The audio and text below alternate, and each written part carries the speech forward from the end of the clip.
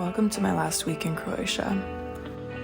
I took one last jaunt into Rijeka to admire the city and to rent out a dance studio for practice one last time. As always, she stunned me with a gorgeous sunset.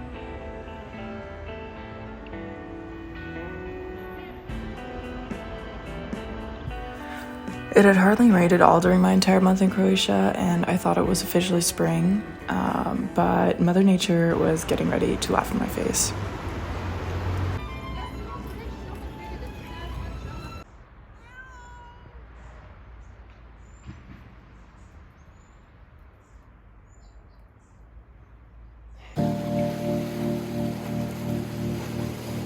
The next day, I took my usual sunset walk down to the rocky beaches nearby. I contemplated my time in Croatia and finally leaving the country after 5 full weeks there. I had met so many new people, even learned a little bit of Croatian. Dobar dan, može pivo, vale, ženja. But honestly, I think I was a little bit lonely traveling solo in Croatia. There's the language barrier, of course, but there's also something about traveling with a friend or partner that makes me feel a little bit more bold and adventurous. So I was very much looking forward to my next destination. Nice.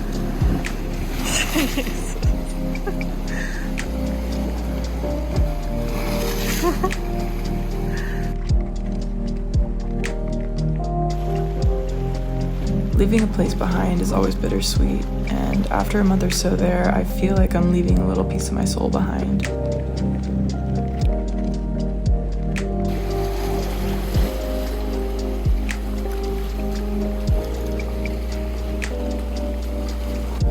The sky usually gives off a clear gradient at sunset, but today there were clouds, which made it extra incredible, and it was a little preview of the weather to come.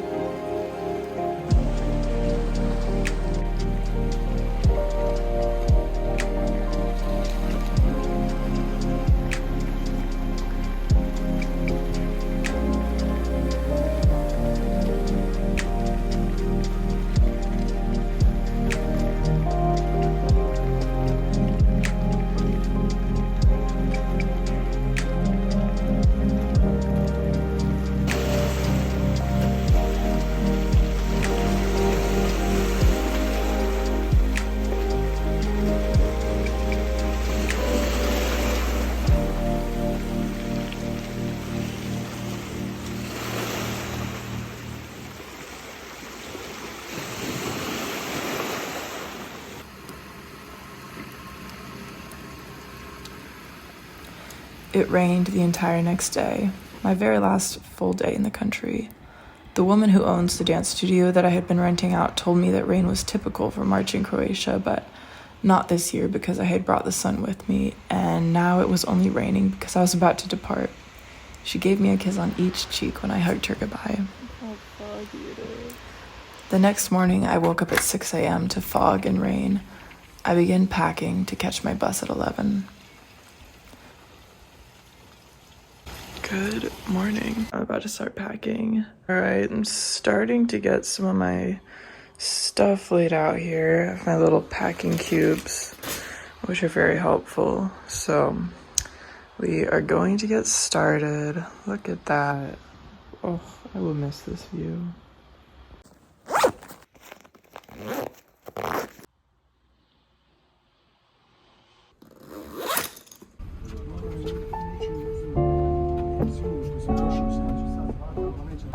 My journey to Italy was rainy and cold.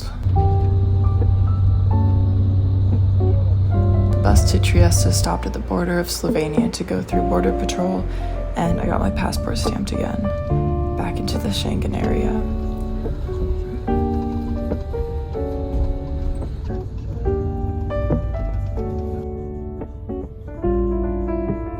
We reached Siesta after about 2 hours, and I made my way from the bus station to the train station. Time to catch my train to Venice.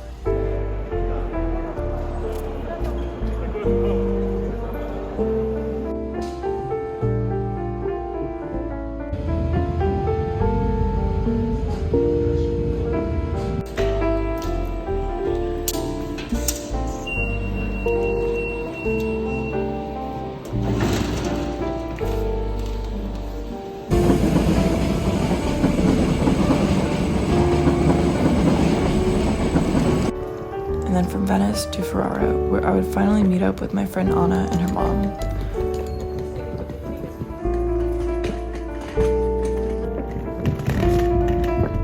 Dragged my suitcase across the cobblestones for 15 minutes to get to the Airbnb, and then I finally collapsed on the couch.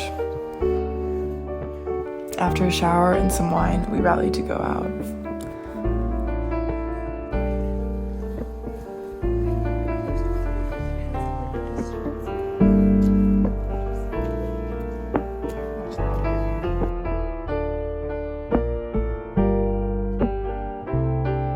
Anna had studied abroad in Ferrara a few years before, so she introduced me to some of her Italian friends, and we explored through the night with our local guides.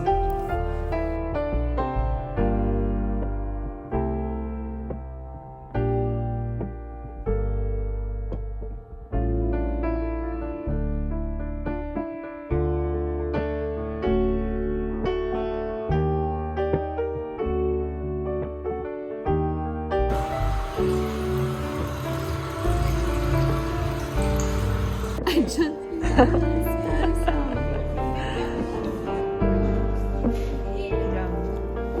it's hot.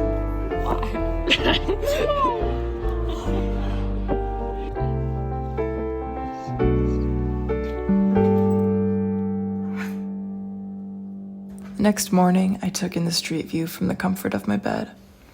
I think you can't help but feel immense joy and pleasure during your first few days in Italy because of the beautiful architecture that makes each town feel indescribably cozy. There's a charm to the country that makes it feel like a magic place.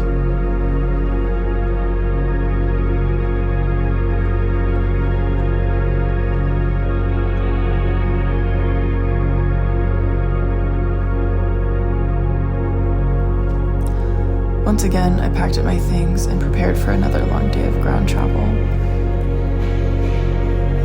This time from Ferrara to Florence, and then a few buses into a remote mountain village where I'd be staying for the next month.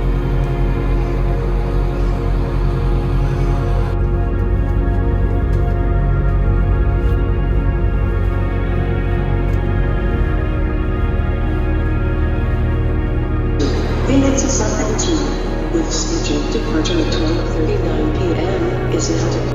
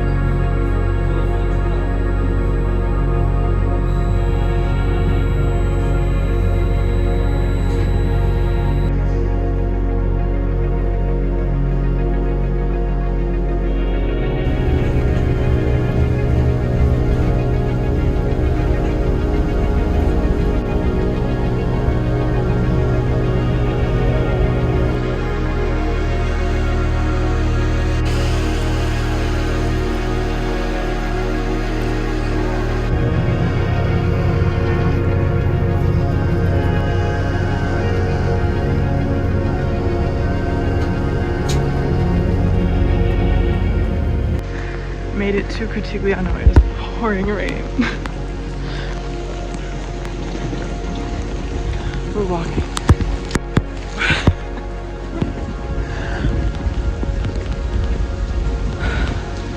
About a 4-minute walk, so should be okay.